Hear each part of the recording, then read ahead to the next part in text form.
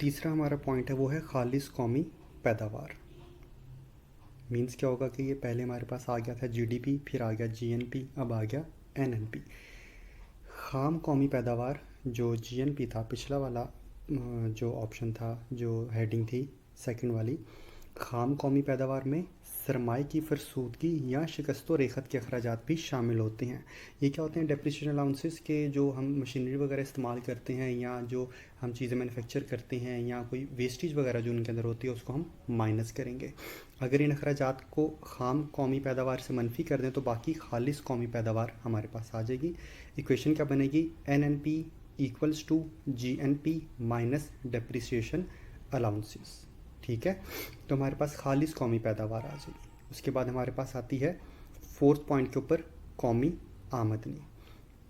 कौमी आमदनी हम देखते हैं, कौमी आमदनी से मुराद वो आमदनी है जो किसी भी मुल्क के तमाम आमलीन पैदाइश के मुआवजों का मजमुआ हो, यानी लगान, उजरत, सूद और मुनाफा के मजमुआ को ही कौमी आमदनी कहा जाता है। ठीक है, जिस तरह से पहले भी तारीफ़ गुजरी है, तकरीबन वही तारीफ़ हम जो मार्शल की थी वो तारीफ़ भी ले सकते हैं, और अगर कौमी आमदनी की हमें वैसे तारीफ़ है तो हम ये वाली जो लाइन लिखी हुई है, ये वाली तारीफ़, ये भी इस्तेमाल वहाँ पे हम कर सकते हैं। बाकी जो अगले वाला पैराग्राफ इसको फ़िलहाल हम स्किप कर देंगे क्योंकि हमने आगे की तरफ बढ़ना है। इसमें हम इक्वेशन देखते हैं, वो है कौमी आमदनी बराबर है खालिस कौमी पैदावार जमा आने मनफी बिलवास्ता टैक्स। यानी पिछला वाला हेडिंग कौन सी थी? एनएनपी। एनएनपी में से हम माइनस कर देंगे इनडायरेक्ट टैक्सेस और प्लस कर देंगे सब्सिडीज़, तो हमारे पास नेशनल इनकम आ जाएगी। ये आने और टैक्सेस क्या होते हैं? टैक्सेस वो चीज़ होती है जो हुकूमत किसी भी कमोडिटी के ऊपर या किसी भी शय के ऊपर लगाती है और हमें वो पे करने होते हैं। इसके बरक्स आने आते हैं सब्सिडीज़। हुकूमत क्या करती है कि वो अपने पास से उस प्राइस में से कुछ कीमत जो है वो अदा करती है, और जो कंज्यूमर है हम लोगों को वो चीज़ सस्ती मिलती है, उसको हम बोलते हैं सब्सिडी।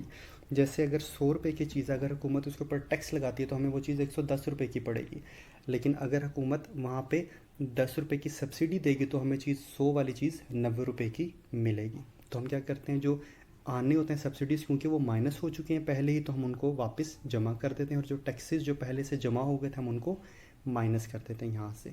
तो हमारे पास ये नेशनल इनकम आ जाएगी। टैक्सेस में भी हमारे पास दो तरह के होते हैं, एक है बिल वास्ता टैक्स और एक होता है बिला वास्ता टैक्स। बिल वास्ता टैक्स जो यहाँ पे इस्तेमाल किया गया वो है इनडायरेक्ट टैक्सेस, जैसा कि सेल्स टैक्स के ये लगता तो प्रोड्यूसर के ऊपर है लेकिन पे कंज्यूमर करता है। इसके बरक्स अभी आगे जाकर आएगा डायरेक्ट टैक्स, जो कि हमारी डायरेक्ट आमदनी के ऊपर लगता है। जिस शख्स के ऊपर ये टैक्स लगेगा वही शख्स उस टैक्स को पे करेगा।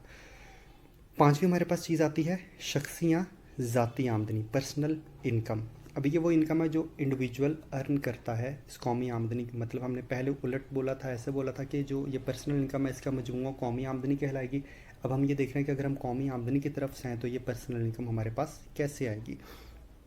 शख्सी या ज़ाती आमदनी से मुराद वो आमदनी है जो किसी मुल्क के बाशिंदों को हासिल होती है, और शख्सी आमदनी कौमी आमदनी से अखज़ की जाती है। अब इसमें काफ़ी सारी चीज़ें, अलिफ बे जीम हमारे पास पॉइंट आ रहे हैं दाल तक।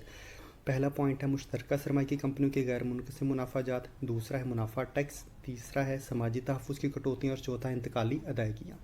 इनको इंडिविजुअली देखने से पहले हम इसकी इक्वेशन देख लेते हैं। इक्वेशन में हमें नज़र आ रहा है कि पर्सनल इनकम बराबर होगी नेशनल इनकम। पिछली वाली हेडिंग में से हम माइनस करेंगे अनडिस्ट्रीब्यूटेड कॉरपोरेट प्रॉफिट जो पहला पॉइंट था इस हेडिंग के अंदर, माइनस प्रॉफिट टैक्स जो दूसरा पॉइंट था, तीसरा माइनस करेंगे हम सोशल सिक्योरिटी डिडक्शंस जो कि जीम वाला पॉइंट है, और जमा करेंगे इसमें ट्रांसफ़र पेमेंट्स। अब हम इंडिविजुअली इन सबको देख लेते हैं ये क्या क्या चीज़ें होती हैं। पहले हमारे पास आ रहा है मुश्तरका सरमाई की कंपनियों के गैर मुनक़सिम मुनाफाजात।